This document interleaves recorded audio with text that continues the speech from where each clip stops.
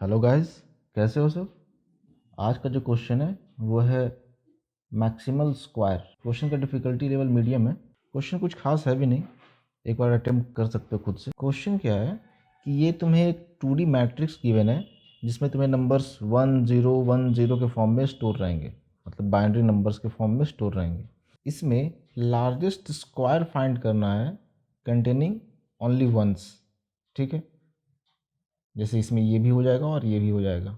Largest square containing only ones, ध्यान रहे largest rectangle find करने के लिए नहीं बोल रहा है, largest square containing only ones and return its area.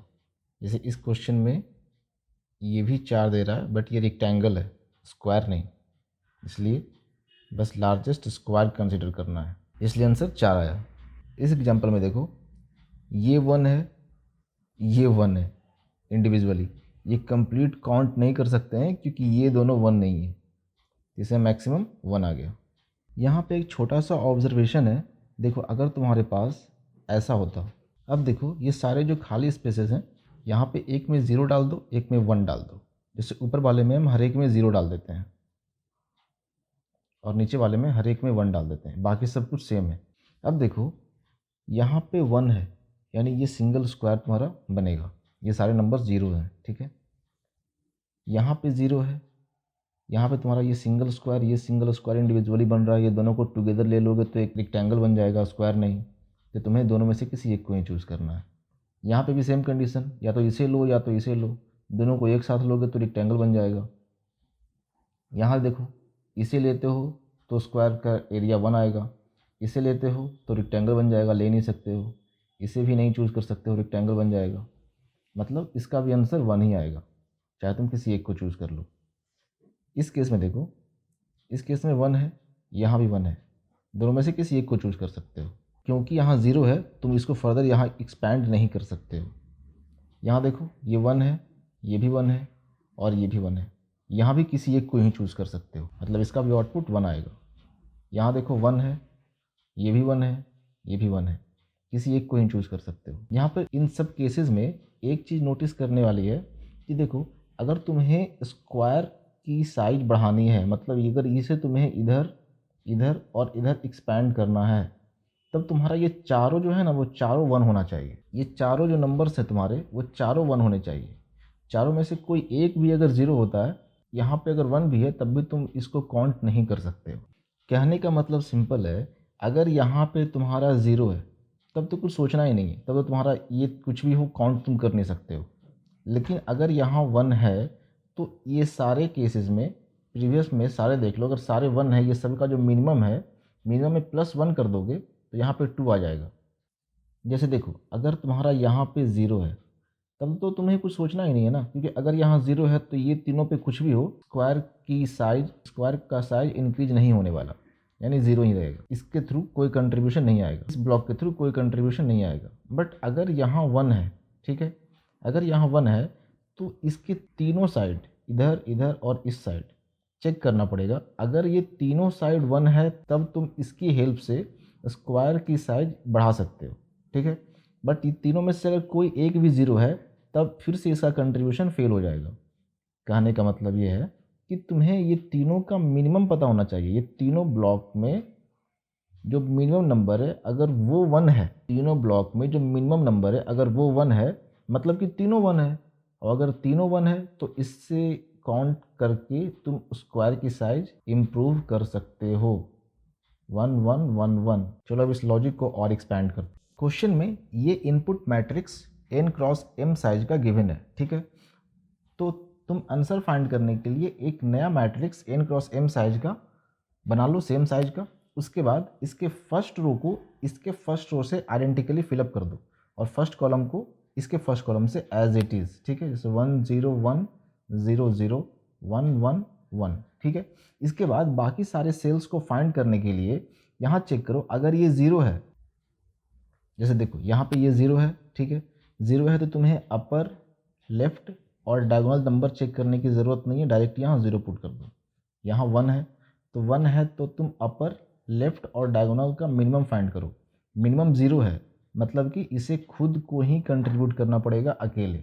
But अगर इन केस मान लो मिनिमम 1 होता तीनों का मिनिमम 1 है, इसका मतलब क्या है, मतलब तीनों ब्लॉक्स पे 1 है, तीनों ब्लॉक पे 1 है और यहाँ भी 1 है, मतलब ये खुद को एक्सपैंड कर सकता है। तो मिनिमम प्लस 1 यहाँ पे हम इसको पुट करते, लेकिन इस केस में सिर्फ 1, क्योंकि तीनों का मिनिमम क्या है, 0। अब देखो इस केस में यहाँ पे क्या है, 1 है। जब 1 आए तो तीनों का मिनिमम फाइंड करो। तीनों का मिनिमम क्या आ गया, 0।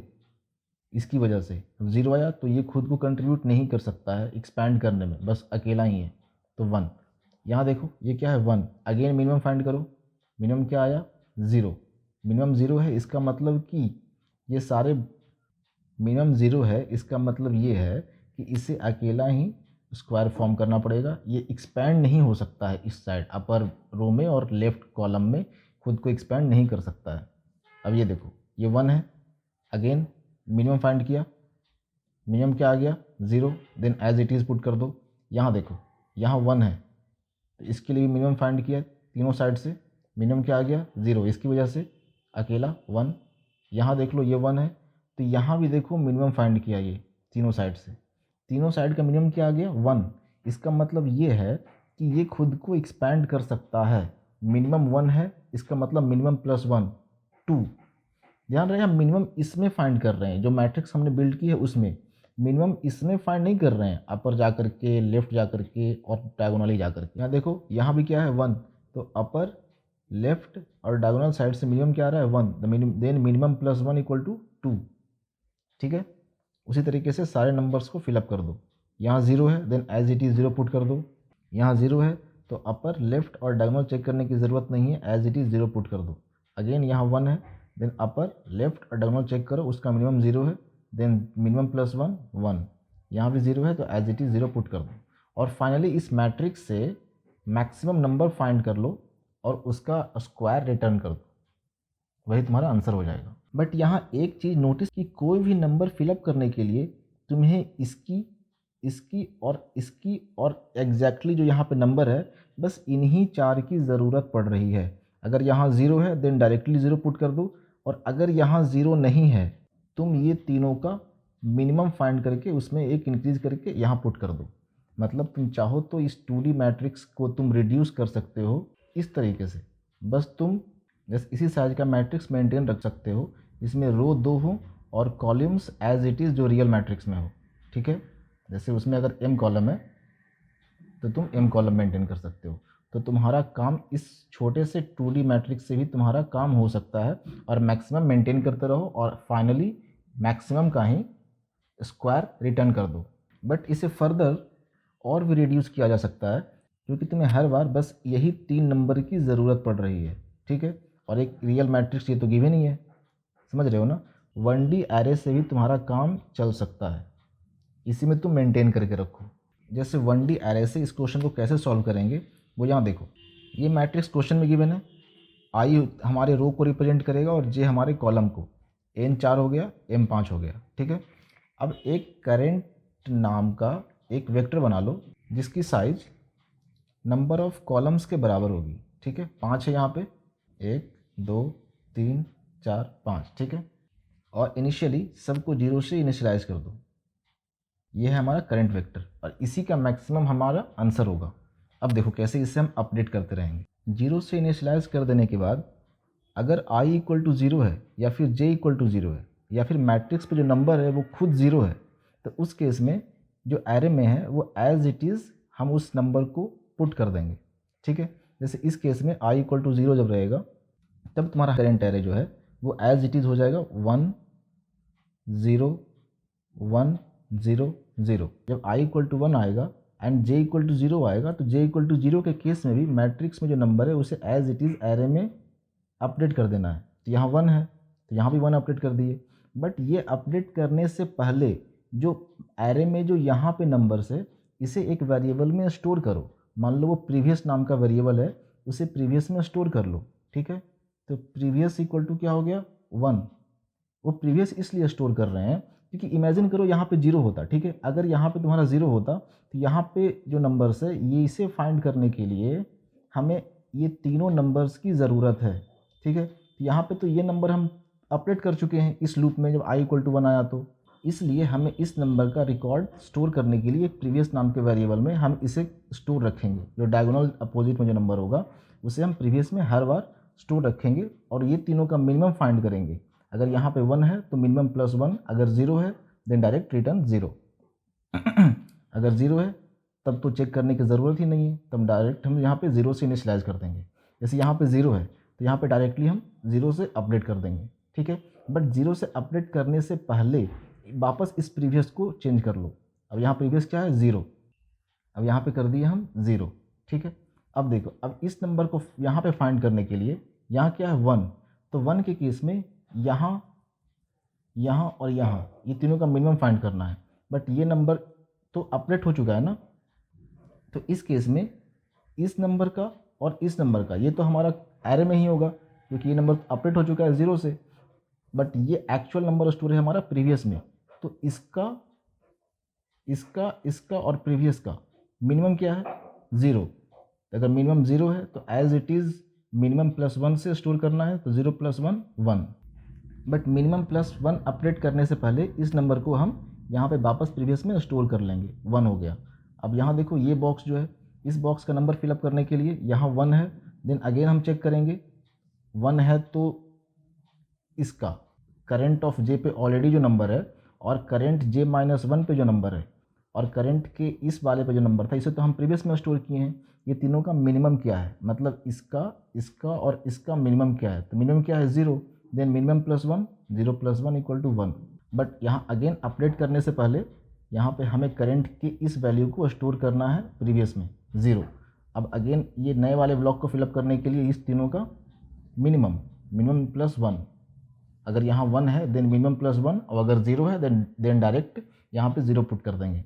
बट यहाँ 1 है इसलिए मिनिमम +1 क्या हो जाएगा 0 + 1 = 1। अब अगेन i = 2। अब इस ब्लॉक को एज इट इज़ हम एरे के नंबर से पुट कर देंगे, बट अगेन पुट करने से पहले प्रीवियस को इस करंट के नंबर से अपडेट कर दो। यहाँ पे अगेन काट करके 0 को काट करके हम करेंगे 1। इस नंबर को प्रीवियस में इनिशियलाइज कर दिए ताकि जब करंट का ये पार्टिकुलर इंडेक्स पे जो नंबर है वो चेंज हो तो ये प्रीवियस मेरा स्टोर हो, ताकि इस ब्लॉक के कैलकुलेशन में इसकी हेल्प ली जा सके, ठीक है। अब देखो यहाँ पे एज इट इज़ 1 हम पुट कर दिए। अब इसका और प्रीवियस का मिनिमम क्या है 0, देन 0 + 1 1, क्योंकि यहाँ पे 1 था इसलिए हमें चेक करना था। बट अगेन यहाँ अपडेट करने से पहले यहाँ 1 अपडेट करने से पहले इससे हमें स्टोर करना है प्रीवियस में जो कि है 0, ठीक है। अब यहाँ पे जो नंबर है वो फाइंड करने के लिए यहाँ देखो 1 है, इसका मतलब हमें मिनिमम फाइंड करना है। तब करंट के जो पार्टिकुलर नंबर पे ऑलरेडी जो नंबर है और करंट के j-1 पे जो नंबर है और जो प्रीवियस में नंबर स्टोर है, मतलब ये नंबर जो हम अपडेट किए थे प्रीवियस को, वो तीनों का मिनिमम क्या है 0, देन 0 + 1 1। और ये वापस अपडेट करने से पहले हमें इस नंबर से प्रीवियस को अपडेट करना है 1, ठीक है। अब यहाँ पे जो नंबर है ये भी 1 है, यहाँ भी तुम्हें मिनिमम फाइंड करना है करंट पे जो ऑलरेडी नंबर है उससे और करंट j-1 से और प्रीवियस में तीनों का मिनिमम क्या है 1, देन मिनिमम +1 2, ठीक है। अब यहाँ पे ऑलरेडी हम इसको फिर से यहाँ पे हम ये 2 अपडेट करने से पहले हम इस 1 से प्रीवियस को अपडेट करेंगे। अब यहाँ देखो फिर से अब ये वाले ब्लॉक को भरने के लिए अगेन करंट पे ऑलरेडी जो j है और j-1 पे जो है और जो प्रीवियस पे जो हम इसका नंबर स्टोर किए थे, तीनों का मिनिमम क्या है 1, मिनिमम +1 2, क्योंकि यहाँ 1 था इसलिए मिनिमम चेक करना था। अगेन i = 3 के लिए देख लो, इसमें हम एज इट इज़ मैट्रिक्स का जो नंबर है उससे हम इनिशियलाइज़ कर देंगे। लेकिन अगेन इनिशियलाइज़ करने से पहले जो नंबर ऑलरेडी यहाँ पे है उसे हम प्रीवियस में स्टोर करेंगे, ठीक है। अब प्रीवियस में क्या है 1। अब इस नंबर को फिलअप करने के लिए करंट ऑफ j-1 और प्रीवियस का मिनिमम +1 करना है। लेकिन ये मिनिमम कब फाइंड करते हैं जब यहाँ पे 1 होता है, बट यहाँ तो 0 है इसलिए अगेन तुम यहाँ पे डायरेक्टली 0 पुट कर दो। बट 0 पुट करने से पहले तुम्हें वापस प्रीवियस को इस नंबर से अपडेट करना है, यहाँ 1 से अपडेट कर दिए। अब देखो, अब इस ब्लॉक को फिलअप करने के लिए तुम्हें किसी को भी चेक करने की ज़रूरत नहीं है करंट ऑफ j-1, क्योंकि यहाँ ऑलरेडी 0 है। देन तुम डायरेक्टली 0 से अपडेट कर दो। बट 0 से अपडेट करने से पहले इस नंबर को तुम्हें प्रीवियस में स्टोर करना है, अगेन 1, ठीक है। अब इस ब्लॉक को अपडेट करने के लिए करेंट पे ऑलरेडी जो जे है और j-1 पे जो है, ठीक है, और प्रीवियस का ये दोनों का मिनिमम क्या हुआ 0 और मिनिमम प्लस 1 क्या हुआ 1, बट अगेन यहाँ अपडेट करने से पहले तुम्हें इस नंबर से प्रीवियस को अपडेट करना है 2।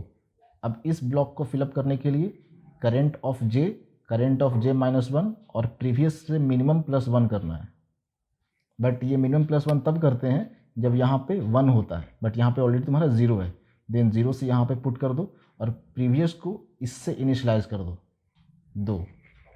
बट ये सारे अपडेट करने के प्रोसेस में एक मैक्स साइज का वेरिएबल मेंटेन रखो जो कि तुम्हारा मैक्सिमम नंबर स्टोर रख सके, ताकि आखिर में तुम डायरेक्ट उस मैक्स साइज को उसी नंबर से मल्टीप्लाई करके रिटर्न कर दो, ठीक है। अब चलो डायरेक्ट कोड देखते हैं। यहाँ हमें मैट्रिक्स गिवन था और यहाँ कैरेक्टर है, ठीक है, जो नंबर्स है वो कैरेक्टर के फॉर्म में है 0 1, तो यहाँ हम डायरेक्ट चेक कर लिए मैट्रिक्स का साइज अगर 0 है देन डायरेक्ट रिटर्न 0, और n में हम मैट्रिक्स के रो को स्टोर कर लिए और m में मैट्रिक्स के कॉलम को स्टोर कर लिए, और एक करेंट साइज का वेक्टर बनाए जो कि मैट्रिक्स के कॉलम में जितने सेल्स हैं वो उतने सेल्स कंटेन करेगा, और सभी को 0 से इनिशियलाइज कर दिए। यहाँ पे एक मैक्स साइज वेरिएबल को मेंटेन रखेंगे ताकि पूरे करेंट एरे को जब हम अपडेट करेंगे तो उसका मैक्सिमम नंबर ये स्टोर रख सके, और लास्ट में max size into max size करके डायरेक्ट आंसर को हम रिटर्न कर देंगे। और ये प्रीवियस वेरिएबल को मेंटेन रखेंगे ताकि करेंट एरे में जो जे है उसका यूज़ कर सके नेक्स्ट इटरेशन में, ठीक है। अब देखो इस फॉर लूप को चलाएं हम i इक्वल टू 0 से लेकर के n तक, और इसी के अंदर j इक्वल टू 0 से लेकर के m तक। अब यहाँ देखो करेंट ऑफ j जो करेंटली जो उस j पे जो नंबर है उसे हम टेम्प में स्टोर रखें, ठीक है, और i equal to 0 j equal to 0 या फिर matrix i j equal to अगर 0th करेक्टर है तो एज इट इज़ हम करेंट j को उससे अपडेट कर दिए। यहाँ पे -0 क्यों किए तो पता ही होगा, क्योंकि जो हम करेक्टर जे में जो डेटा टाइप है वो मेरा इंटीजर है, और जो रिटर्न भी करना है वो इंटीजर रिटर्न करना है, इसलिए हम यहीं पे चेंज कर रहे हैं।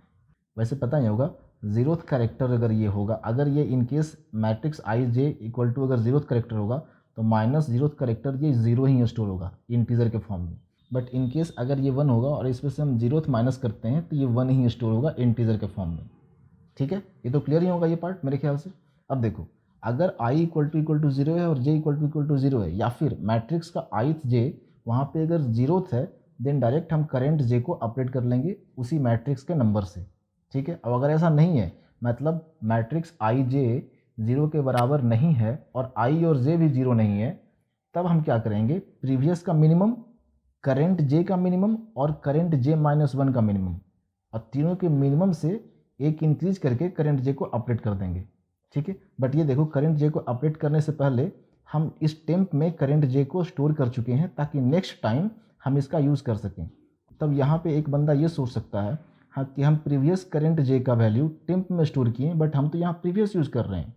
एक्चुअली ये लूप खत्म होने से पहले हम प्रीवियस को इस टेम्प से इनिशियलाइज कर दे रहे हैं, ठीक है, ताकि नेक्स्ट टाइम हम इसका यूज़ कर सकें।